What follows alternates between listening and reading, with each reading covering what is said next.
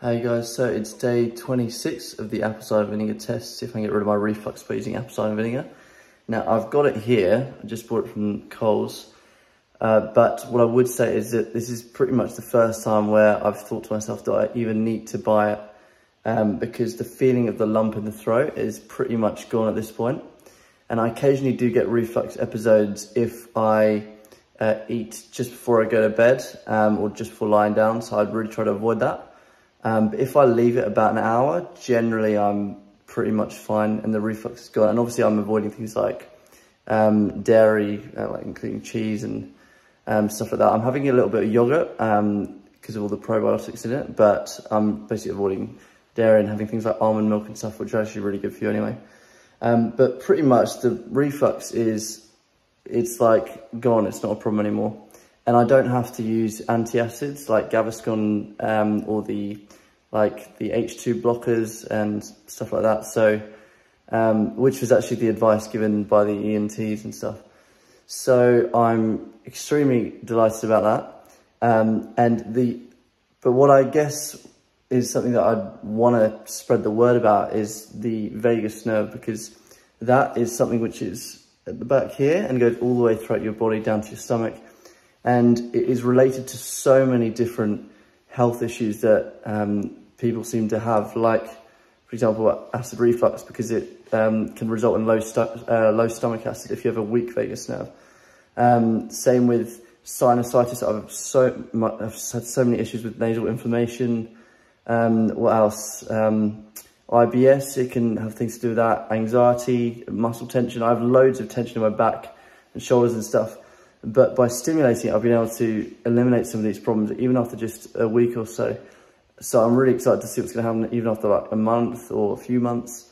So really, really exciting. And it's definitely affecting my voice quality, my resonance. I feel in a much, much better place. I mean, you can see there, like when I'm doing that, that's because, you know, a little bit, but it's pretty much gone at the moment. And, but yeah, my singing voice is a lot better. It's a lot more resonant. Even my speaking voice, if you go to some videos where I'm talking, it's all like this, very gravelly. So that's really cool. But the way you stimulate it is by doing things like cold water therapy. So I do 10 minutes in the morning, 10 minutes in the evening in the freezing cold pool. And it's now at a point, and again, it's just after a week or so of doing this, where I can really, really relax in the pool. And it sounds very strange that you could do that, but after doing it several times, we'll be up to like 14, 15 times. If you really, really slow down your breathing, and this is what I'm getting into in a second, it's breathing exercises, but if you really, really slow down your breathing, it's honestly quite therapeutic. And I just have music on the side, even though the pool is flipping cold, you can actually kind of enjoy it. And it seems very strange to say that, but that is the case. So that stimulates the vagus nerve. The second thing is deep breathing exercises. So the other day, I started doing like 2 hours a day of like deep breathing exercises. And that really helps out the singing, obviously. But it helps to stimulate the vagus nerve as well. Also, meditation is really good. Basically, anything where I feel like my body is really, really tense and like it's kind of like anxious when I'm not in an anxious situation. But my fight or flight mode is kind of always on. So by stimulating the vagus nerve through the things that I said, like cold water therapy, the deep breathing, the meditation, all of that helps to, and the way you can kind of test this is if your circulation is a lot better. So usually my hands are freezing cold. So like right now they're pretty cold. But if I do some deep breathing exercises, if I go in the pool or if I do some meditation, that will slowly start to warm up. So that's kind of the tests I do to see if my vagus nerve is stimulated right now. The other thing is Ujjayi breathing like this.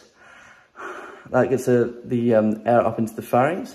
That's also really good. And the other thing is if your neck posture is forward. So with me, like from years of playing like video games and stuff like that, or looking down at the phone or at the computer, my neck posture is like this. It's forward.